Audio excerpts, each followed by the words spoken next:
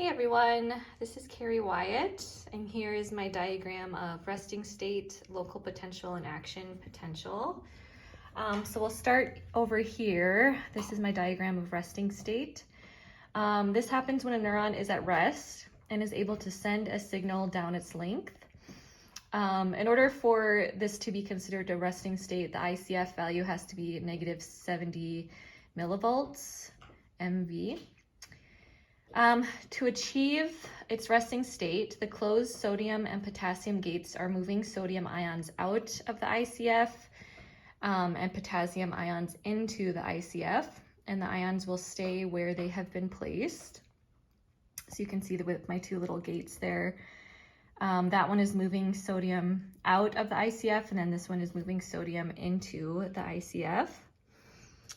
When the ECF has a higher concentration of sodium and the ICF has a higher concentration of potassium, and the ICF has a value of negative 70 MV, the neuron is polarized and ready to receive and transmit a signal.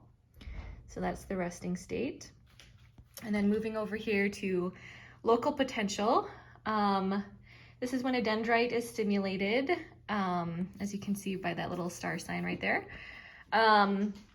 The sodium gates will open and the sodium ions will diffuse into the ICF. So you can see here that the gate has opened and sodium ions are moving into the ICF. The ICF becomes more positive, causing depolarization.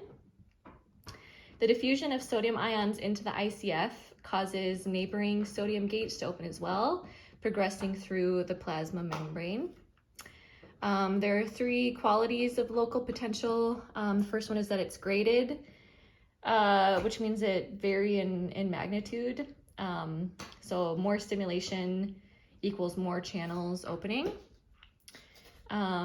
It's decremental, which means that the currents gets weaker the further the site of stimulation, and it's reversible. So if the stimulation stops, the membrane will return to resting potential and sodium gates will close.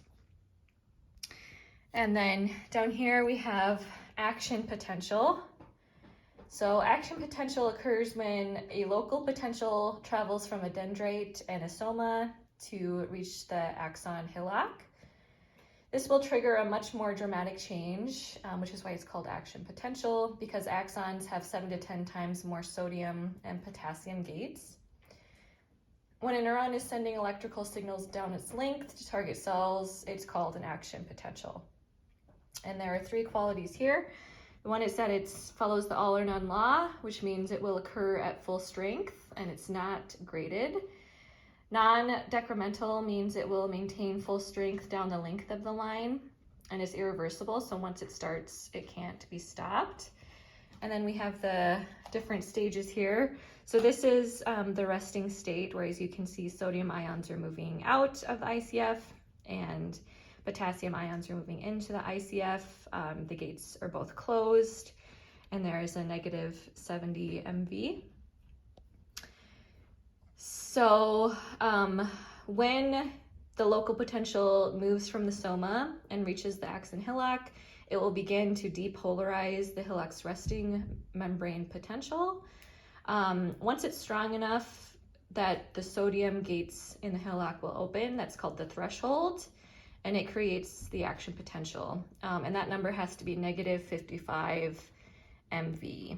So as you can see here, this is it being depolarized, where the sodium ions are moving back into the ICF. And the potassium gate remains closed and it travels this way along the plasma membrane. And then once it moves up and reaches plus 35 MV, that's called the peak value of action potential. The sodium gates then close and the potassium gates open, and the potassium ions in the ICF diffuse out into the ECF. This causes the membrane to undergo repolarization, which is a shift of the voltage back to a negative value. And then from there, once it reaches 70 MV again, it will be resting. and it will allow the membrane to recover and all the cations will return to their original locations. Again, with both gates being closed, moving sodium ions out of the ICF and potassium ions into the ICF.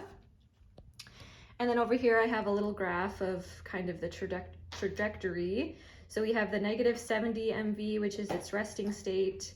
And then once the depolarization begins, you can see it moves all the way up past 0 into +35. And then from there, that's where the potassium gates will open, and it will slowly move back down to -70, where it will remain resting until it's ready to be activated again.